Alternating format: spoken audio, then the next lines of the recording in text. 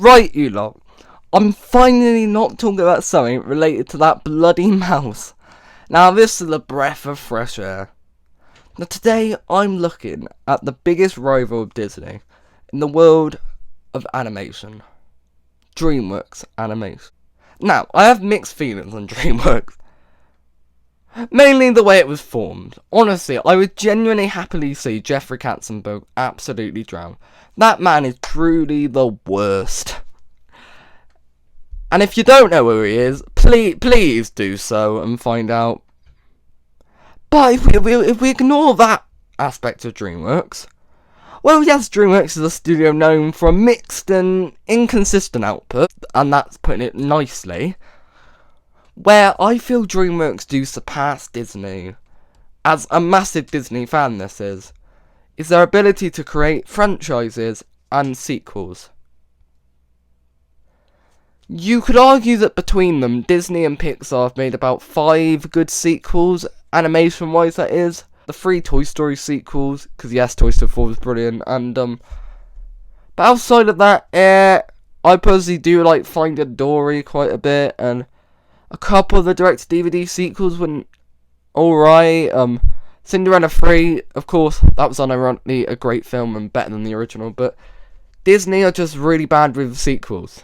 And that's in contrast to DreamWorks, who usually surpass the original in their second and third installments. And yes, that would even be the case with The Boss Baby and Trolls, who, well, the sequels weren't good. They were better than the first ones in both cases. The one anomaly to this fact is Shrek the Third. It was a disaster, and trust me, I'm going to get to that train wreck one day. But one misstep, I can't really think of another DreamWorks sequel that didn't surpass the original. You could maybe argue Kung Fu Panda 3 wasn't as good as the first one, but it was still a great film and good send-off to it. So, you know, DreamWorks haven't really done a bad sequel that wasn't Shrek the Third yet, I don't think. DreamWorks create worlds. You want to see more of them. You watch something like How to Train Your Dragon and you want to see more of that world. They create more worlds with stories to tell, and that's compared to something like a Frozen or a Secret Life of Pets, to use an Illumination example, where it's really clear, especially with Frozen 2, that they actually had to find a way to force something out of it because the first sequel was so good, and Illumination do that too much. Although a couple of Illumination sequels were actually alright. Sing 2, I think, improved the first one a lot as well, so DreamWorks do make sequels for art, and you could tell the effort, care, and although, yes, they did do the Shrek sequel because the first one was so big, same with Kung Fu Panda: How to Train Your Dragon, there was artistic merit, and there was a reason for those films to exist, more than just get secure in the bag. Shrek, Kung Fu Panda, and How to Train Your Dragon, the Holy Trinity of great DreamWorks trilogy. And notice how I said Shrek was a trilogy. DreamWorks are truly the master of sequels, and if we just ignore a couple. However, there was one DreamWorks film for me that had the potential to be the next How to Train Your Dragon, if not for it being an absolutely huge flop. And that film, I mean, you know it is, you've seen the title, Rise of the Guardians. Rise of the Guardians is truly incredible in every single aspect. The story, pacing, animation, action, acting. It's truly a masterpiece in my opinion, that flops for the most annoying of reasons. The name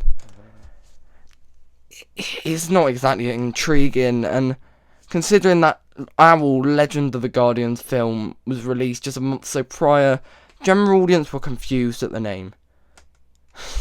I also feel that competition at the time was bad. A Twilight film, I think Breaking Dawn Part 2 was out at the same time, and a few others as well. So it came out at an unfortunate time. It also came out, you know, at the end of the year, November, when the film was less of a Christmas film, more of an Easter film. If it came out near Easter, it could have done better. So I think the company really failed it on that level. But anyway, enough on why it flopped. Let's get on to the actual film itself. The concept of this film, it's genius. Bringing together these famous mythical characters, the Santa, the Easter Bunny, Tooth Fairy, Sandman, Jack Frost, and putting them in this one world is so brilliant. However, what I really find great about Rise of the Guardians is that they go out of the box and they do change up the characters a bit. And they're really iconic. I mean, Hugh Jackman's Easter Bunny, for me, is a personal highlight, and he's not what you'd expect from the Easter Bunny. The Easter Bunny in media has been depicted as female, I believe, multiple times, and Hugh Jackman was never what I thought. So they find a way to reinvent these characters and actually hold on to. The character dynamics are so well done, and no one feels out of place or unnecessary for me. This film's story is so well told. I feel like they're able to balance out these different worlds and able to bring these characters together, and it feels organic. It doesn't feel forced. It makes sense for them to all be in the same universe, and I think that's brilliant. I think they hold stakes. Pacing is really important in this film, and I think they really manage the story structure. When they want you to cry, you do cry. When they want you to laugh, you do laugh. The tension rises at the right parts. Now, I've just clocked that this is actually the first animated film that I've talked about. That's quite mental. So, let's do a bit on the animation, shall we? The animation is just brilliant, and whether it's Santa's Workshop or the Tooth Fairy's Place or Easter Island, the animation can be so expressive and colourful, but quickly be terrifying and urgent, and I feel like they really match the tone with the animation and feel. Colour is really important in this film, and I think it truly expresses, and I think that little darkening, like the whole theme is pitch black, this villain, and he's literally sucking the colour, the belief, the light, and I think the belief of the children being yellow. I think colour is so important in the Rise of the Guardians. They've really nailed character design, and I really love Sandman's design in particular. They're not traditional, but they're new spins on these famous myths, and that really makes the film distinct and fresh. I think the action is intense, and the score of this film needs more credit because it's so impactful and thematic. This film I've seen criticised, but I really fail to understand, genuinely. I think other criticism for things I review, something like a Kenobi, something like a Multiverse of Madness, where I can respect people's opinions and I can get that they were unpopular and there was good reason why they weren't as liked, and I think it made sense. But with this, I just don't get it. I think Pitch Black is a scary threat with brilliant motivation and a backstory you really understand him. Too many times in animated films, the villain is a joke and it's just kind of evil for the sake of being evil, but Pitch makes sense. He's the perfect enemy for the Rise of the Guardians. Literally the embodiment of non-belief and disbelief is perfect. And I think a massive theme of this film is fear.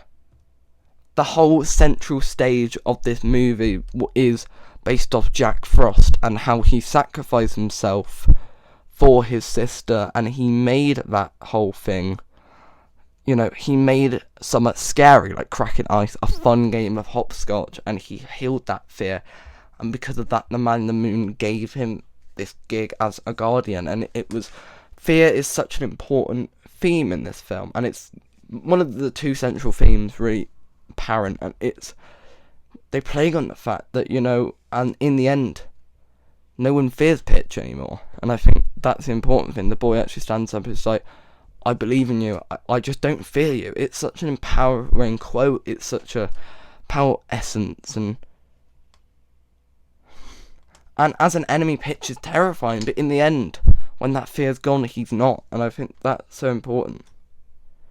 However, everything I've mentioned so far pales in comparison to this film's really strongest element and central character, Jack Frost. Despite this film being about powerful beings, Jack is such a relatable character, as we see him not feel like he belongs, and faith is another theme really used. The Man in the Moon is the central god in this universe, and he puts faith in this Man in the Moon, but he doesn't know why he's here.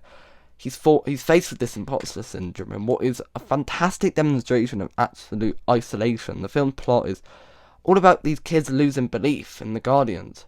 No one believes in Jack from the start because he's not comfortable in who he is. It's such a good metaphor. They don't believe in him because he doesn't believe in himself. The arc goes on of acceptance and mourning, and one of the best I've seen in an animated film, and that moment that a child finally believes in him, it's so earned and powerful, and DreamWorks found a way to make this ice suit so relatable and down to earth, and compare it to the character in Frozen of Elsa, who is probably one of the most poorly written characters in a film ever is, it's night and day. It really is. And honestly, this film really just shows what could have been in another world where the release date and name were different, and this film could have been so much more.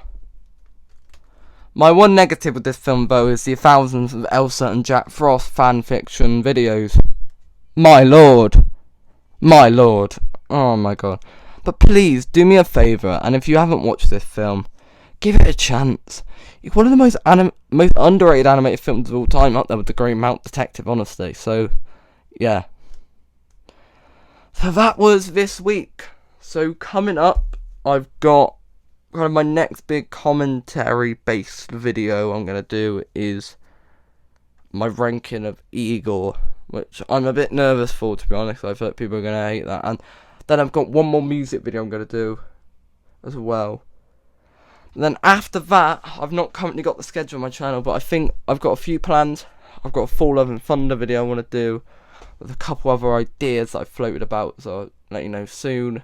But the big video that I'm working towards this summer is ranking every Walt Disney Studios animated film. Goodbye, you lot.